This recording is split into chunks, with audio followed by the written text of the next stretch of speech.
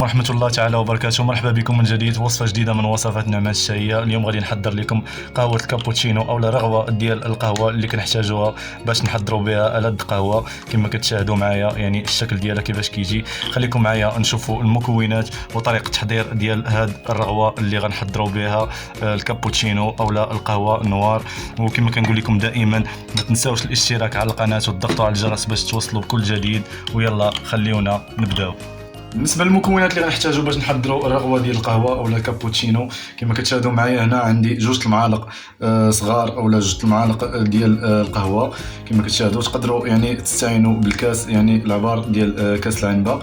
هنا عندي 2 المعالق ديال السكر سنيده، وعندي 2 المعالق ديال الماء. يعني مقدار خصو يكون متساوي ما بين القهوه والسكر وحتى الماء. خليكم معايا نشوفوا طريقه التحضير ديال رغوه القهوه اللي غنحتاجوها باش نحضروا كابوتشينو.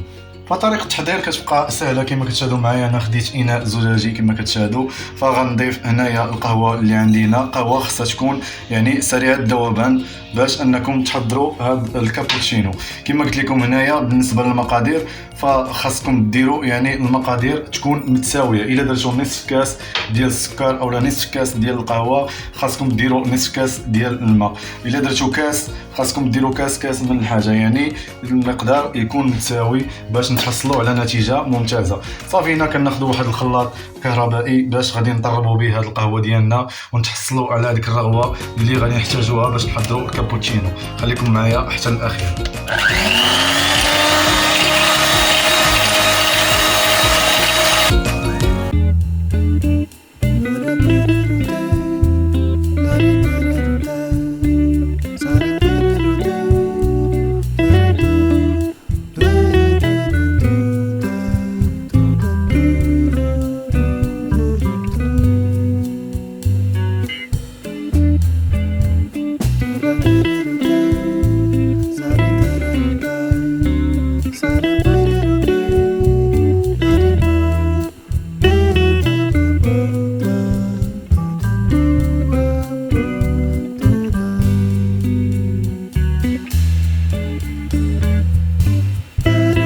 الرغوه ديال القهوه فكنتحصلوا على هذه النتيجه هذه كما كتشاهدوا.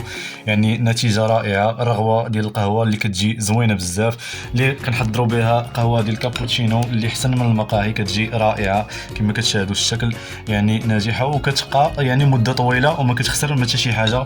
هنا كما كتشاهدوا معايا راه سبق لي انني يعني حضرته ودرته في الثلاجه، يعني كديروه في الفريغو وما كطرى ليه حتى شي حاجه، فكيبقى مده اللي طويله. الوقت اللي كتبغيو انكم تستعملوه فكتستعملوه. كما كتشاهدوا يعني الشكل ديالو كيفاش كيكون، يعني الرغوه ديال القهوه. فهنا كتكون يعني نتيجه ناجحه ونتيجه مرضيه، وصراحه كتجي قهوه رائعه كما كتشاهدوا. فانا غادي نستعمل يعني القهوه ديالنا على هذا الشكل هذا كما كتشاهدوا. فالطريقه ديالها سهله كما وريتكم، يعني تبعوا الخطوات.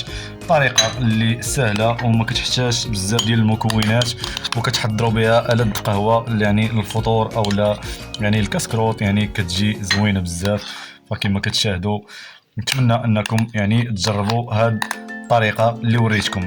صافي هنا كندير القهوه ديالنا هنا في الكؤوس. يعني تقدروا انكم ديروا القهوه على طريقه كابوتشينو يعني مع الحليب فكتجي زوينه، اولا قهوه نوار يعني تحضروها طريقه اللي حتى هي زوينه والنتيجه كتكون مرضيه. يعني كتحصلوا على قهوه اللي رائعه بالرغوه ديالها. فكما كتشاهدوا على الطريقه هذه فانا ناخذ من هذه القهوه اللي سبق لي انني درتها في الثلاجه على هذا الشكل هذا. صراحه هاد القهوه هذه فكتجي زوينه بزاف كما قلت لكم.